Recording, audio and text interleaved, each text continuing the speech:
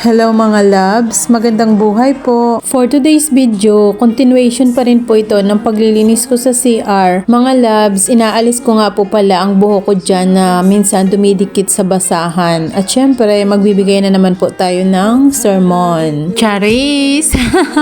Heto po, seryoso na. Mga loves, alam mo, sa mundong ito, dapat tahimik mong ilaban ang mga plano. Dahil kung may natutunan man ako sa buhay, yun ay hindi lahat ng nakapaligid sa'yo ay masaya kung umaangat ka. Hindi po lahat ng kaibigan mo o kakilala mo ay nagiging masaya kapag ka nakikita nilang gumiginhawa ka sa buhay. Mga loves, hindi lahat ng mga tao o kaibigan na pinagsasabihan mo ng iyong mga plano ay masaya at isosupport ka. Mga loves, this is a hard pill to swallow, but believe me, there are people that want to see you fail. There are also people that want you to fail. People who make friends and relationship as the competitions. Kaya mga loves, this time, tahimik mong ipanalangin at ipanalo ang mga planong nasimulan mo. So mga loves, tapos na nga po pala akong maglinis. Sending good vibes. Thank you for watching.